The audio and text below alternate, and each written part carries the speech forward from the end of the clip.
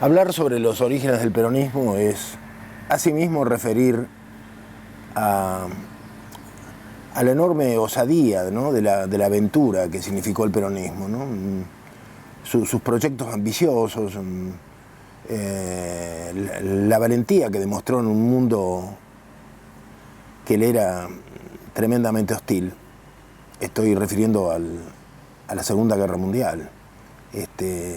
Y por supuesto todo esto deja muy mal parado este presente mediocre, ¿no?, tan empobrecido de horizontes que tiene hoy el peronismo. Yo creo que una de las cuestiones fundamentales es tratar de comprender al peronismo en los marcos de América Latina. Se ha insistido mucho en verlo, en ver su configuración de espaldas al resto de un continente que es una patria inconclusa. Los fenómenos mundiales se fueron dando en América Latina de manera bastante simultánea, ¿no? El peronismo es de alguna manera previo a la derrota en la segunda, a la derrota y a la victoria, a la derrota de unos y a la victoria de otros en la Segunda Guerra Mundial, ¿no? El Yalta nos deja fuera, pero no solamente nos deja fuera, sino de un mundo que se configura, sino que además en Yalta se habla específicamente de la Argentina y de cómo derrocar el gobierno incipiente que se estaba dando y la promesa que significaba para lo que luego va a ser llamado el tercer mundo, ¿no? Tanto Churchill como Stalin como Roosevelt tenían claro esto. Lo que pasa que Inglaterra tenía demasiados intereses comprometidos en la Argentina, ¿no?, a la que consideraba prácticamente una colonia. No era el caso de Stalin, pero Stalin no podía llegar a la Argentina sino a través de sus propios partidos, ¿no?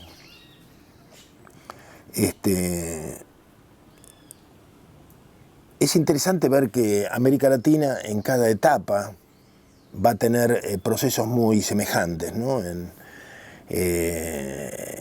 caso del golpe de junio del 43, del GO, una élite de generales nacionalistas, generales y coroneles nacionalistas, hoy casi inimaginable, ¿no? Que en ese momento expresaban quizá lo mejor de la Argentina y la institución que más podía provocar cambios sustanciales, se repite en otros países, ¿no?, a tal punto que va a haber un golpe en Bolivia que dirige el coronel Gualberto Villarroel, muy semejante, ¿no? Como si en ese momento en la institución armada se hubiesen afincado las posibilidades de cambios profundos, ¿no?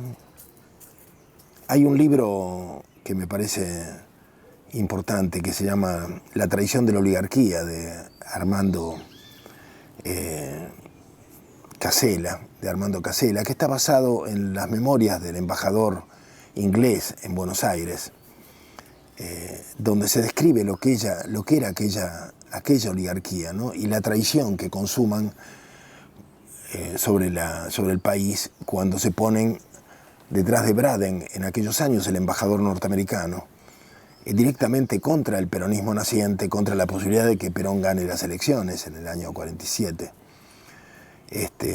Y cómo esa oligarquía toma partido directamente por los intereses antinacionales, ¿no? Hay situaciones memorables como el picnic de la Plaza San Martín, en que un contraalmirante desde los balcones del club militar abjura del peronismo, ¿no? Y donde las niñas sentadas en el parque eran asistidas por sus mucamos que traían masas y copas de champán que proveían las confiterías cercanas de la avenida Santa Fe, ¿no?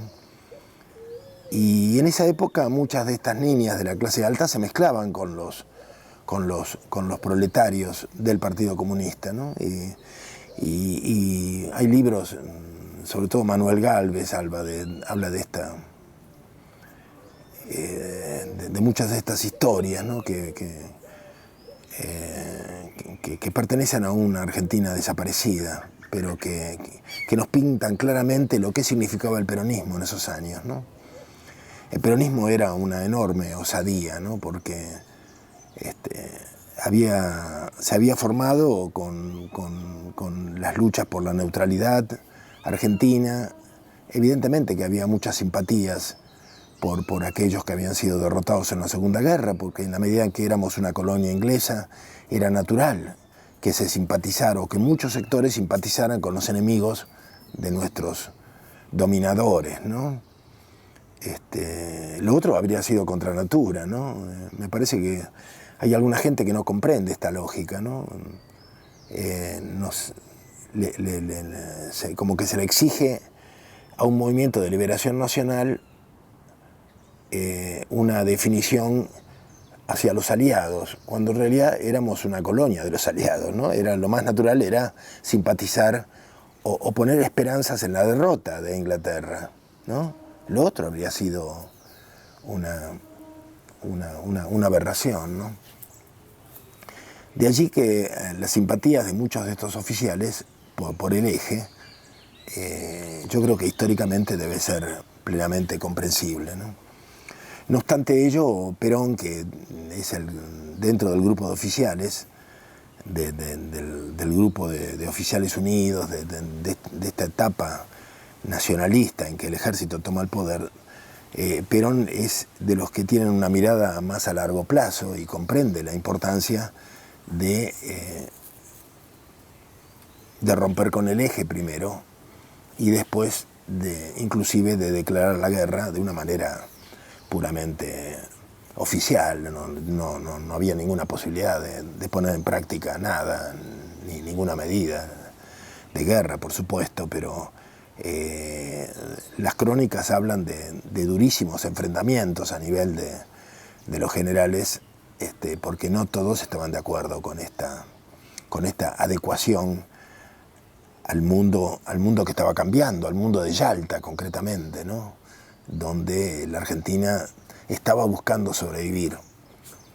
Y por supuesto muchos sectores nacionalistas se opusieron a estas, y significó rompimientos y significó resentimientos en ese proceso naciente del peronismo, algunas de las medidas que se tomaron para tratar de salvar a la Argentina, ¿no?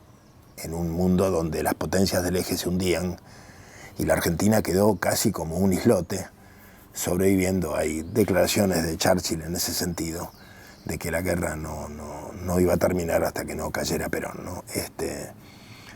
Y realmente creo que en cierta medida tenía razón, ¿no? Pero lo que hubo fue un enorme esfuerzo por adecuarse a este tembladeral en que se forman las Naciones Unidas y se abjura de los vencidos, ¿no?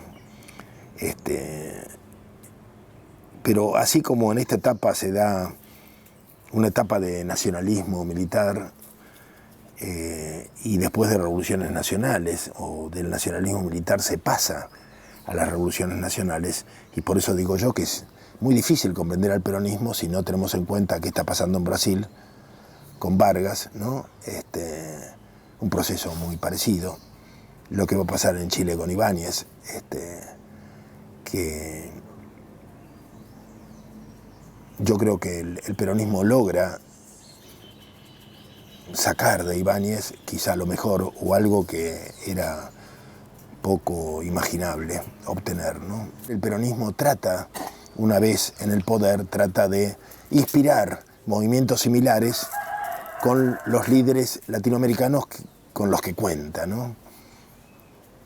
Y va a haber una serie de procesos, como el del año 52 en Bolivia, el del Movimiento Nacionalista Revolucionario, que más allá de las críticas que ahora se le hacen, porque es fácil con el diario del lunes ver las cosas, tener las cosas más claras, evidentemente que el MNR peca de desarrollismo y consuma una reforma agraria que no tiene muy en cuenta la propiedad comunitaria indígena y establece algunas propiedades privadas en el campo rural que no son muy trascendentes, pero bueno, también es cierto que liquida al gobierno regular, lo reemplaza con milicias obreras, y y logra realmente, instala una insurrección popular donde los obreros de las fábricas textiles y el pueblo de La Paz arman barricadas y terminan con el ejército regular, logran la deserción de numerosa cantidad de soldados y liquidan a sus mandos y cambia totalmente Bolivia, ¿no? Y este proceso se va a repetir a todo lo largo de América Latina, ¿no? Bueno, entonces, aquí hay varias cuestiones. No solamente ver al peronismo en el contexto de América Latina, sino verlo en el contexto de la Segunda Guerra Mundial, ¿no?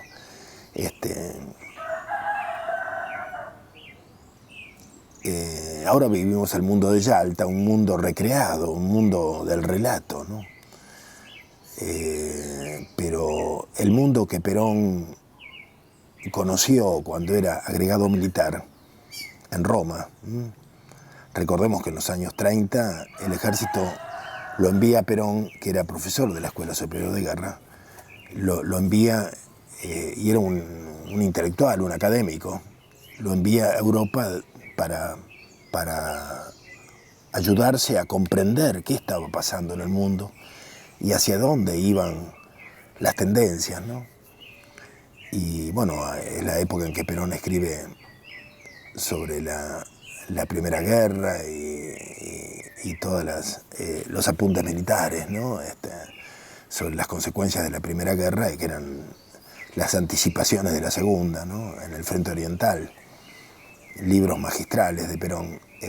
Pero además Perón, es interesante comprender el mundo que vive. Vive un mundo,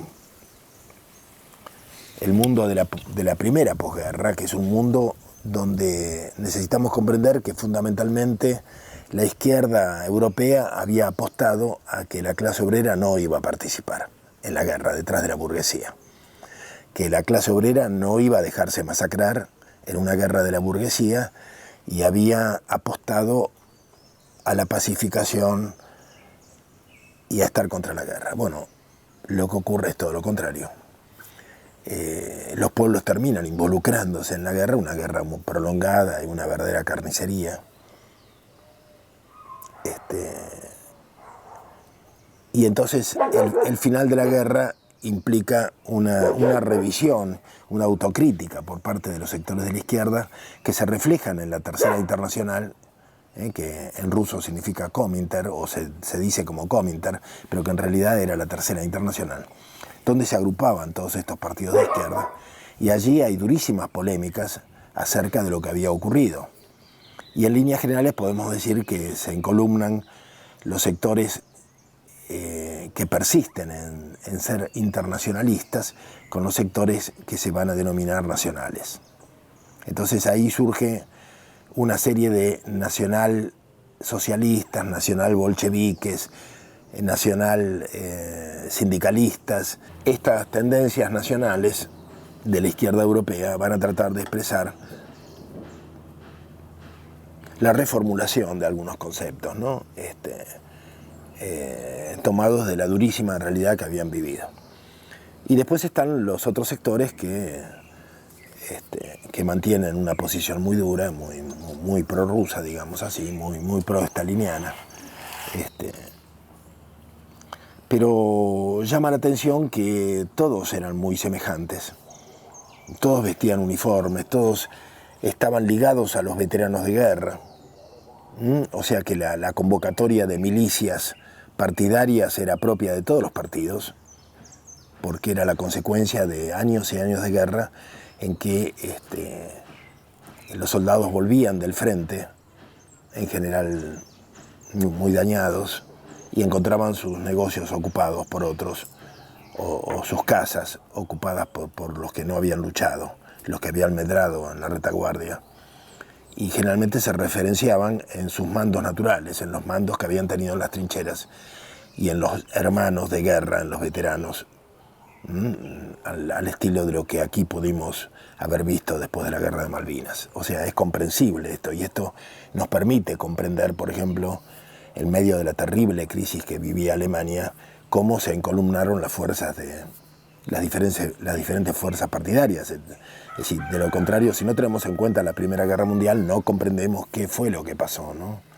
y por qué tanto comunistas como nacionalsocialistas marchaban uniformados y levantaban la mano de diferente manera, pero todos tenían una organización de tipo paramilitar que provenía de las trincheras.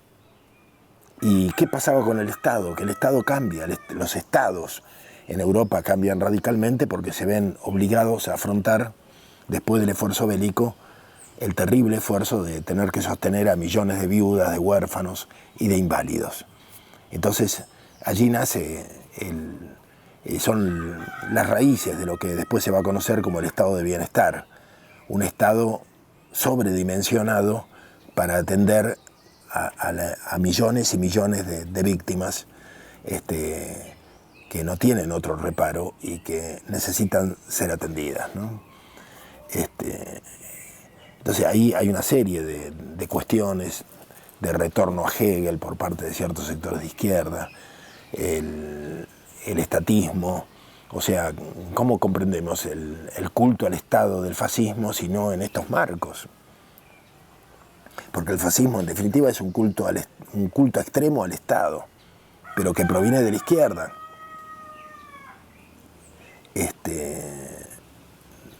De una manera quizá diversa al leninismo, pero en una versión bastante paralela, ¿no? Y lo mismo el nacionalsocialismo, y lo mismo se va a dar durante la guerra civil en España a través de las diferentes variables que ahora nos cuesta comprender. A veces cuando leemos algunas expresiones de Durruti muy solidarias con José Antonio Primo de Rivera cuando fue detenido,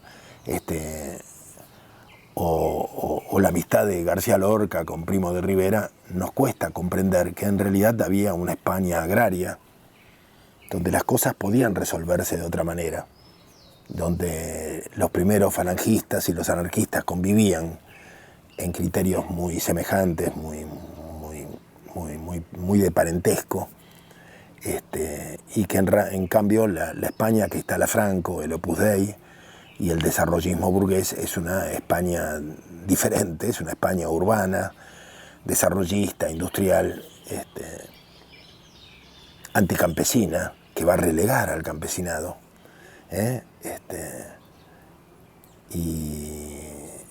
Y bueno, comprender esto a mí me parece fundamental, y todo esto lo ve Perón. De alguna manera yo creo que Perón, cuando viaja por España consumada la guerra civil y ve los desastres que dejó una guerra fratricida, queda marcado por esto, y en el 55 es una de las cosas que quiere evitar, ¿no? Una guerra entre hermanos, ¿no? Por eso se marcha pensando que a lo mejor es posible que sus viejos camaradas del ejército continúen el proceso que había dejado, pero sin algunos aspectos irritantes que él expresaba, ¿no? Bueno, en eso se equivoca, evidentemente, pero uno ve cómo desde el 55 al 60, 62, se consuma en la Argentina de un modo semejante al de España, sin la guerra civil, un proceso muy parecido, ¿no? Un proceso muy parecido donde la Argentina se moderniza con el frondicismo y con los sectores medios, se moderniza, se implanta el desarrollismo, la Argentina cambia profundamente, o sea, los hábitos del barrio, de la existencia argentina cambian, ¿no? Se instala el supermercado, se instalan los geriátricos, los velatorios, los abuelos ya no viven con los nietos, ni mueren, ni son velados en las casas, sino para eso está el geriátrico, el velatorio. El pequeño comerciante con su vieja libreta que anotaba las deudas de cada uno y con el cual había un trato directo, familiar, desaparece para instalarse el supermercado. O sea, hay cambios notables, ¿no? Los niños a una edad muy tierna van a tener un lugar, un kinder, un jardín de infantes donde ser atendidos. Es decir, todas estas cuestiones van a ir cambiando la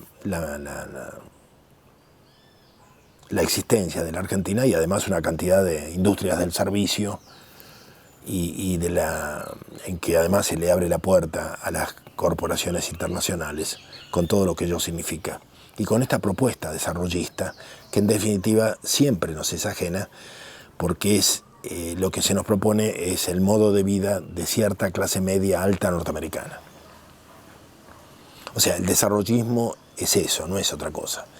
Es la propuesta de la posguerra de vivir como la clase media norteamericana. Y es una forma de negar toda posibilidad alternativa de vivir a partir de nuestras propias experiencias, cultura y raíces, ¿no? Es una polémica que continúa. No hemos sido capaces de escapar al desarrollismo, todo lo contrario.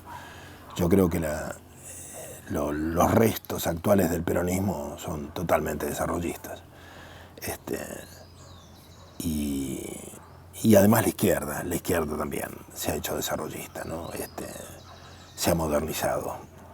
Vamos a desarrollar estas ideas luego en otro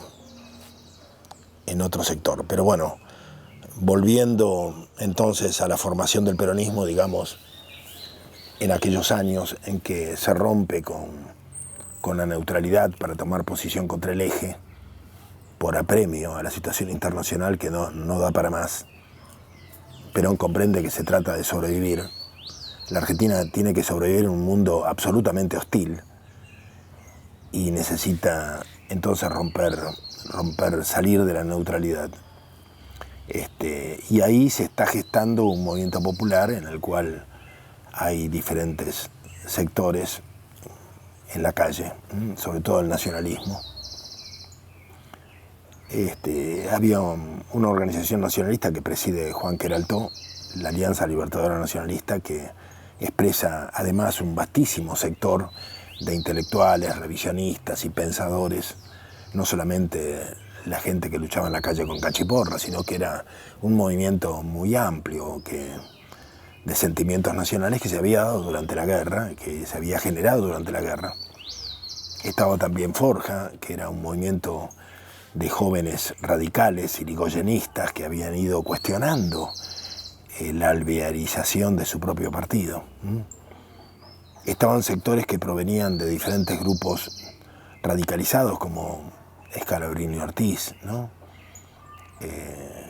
Y todo esto aparte de los oficiales militares, ¿no? Ese mundo de la posguerra argentina es donde se van a dar ciertas condiciones favorables para un estallido popular, el del 17 de octubre del 45, donde fundamentalmente yo creo que participa el Partido Laborista de Cipriano Reyes con todos las fábricas de Ensenada, de Berisso y Ensenada, los mataderos, y en general una playa de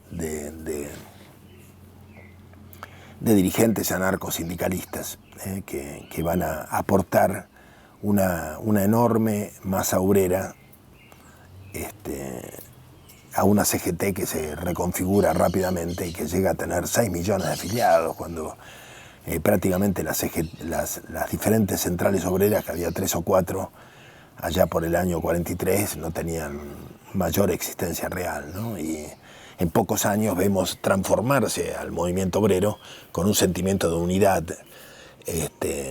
donde conviven diferentes tendencias y que llega a ser la CGT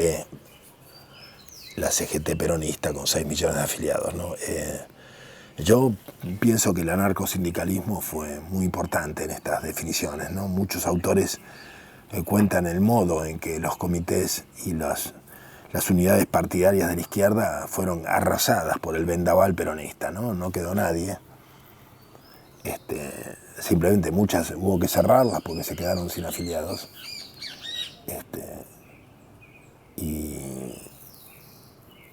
Y por otra parte, he disentido bastante con algunas interpretaciones posteriores que ponen el acento en el protagonismo de Forja, simplemente porque está la pretensión de darle al peronismo una trascendencia de tipo clase mediera, burguesa, partidaria, ¿no? Recordemos que hasta el año 45-46 ninguno de los afiliados ninguno de los miembros de Forja podía no ser afiliado al radicalismo. O sea, para ser de Forja había que ser afiliado al radicalismo. Por eso Scalabrini no puede ser de Forja, ¿no?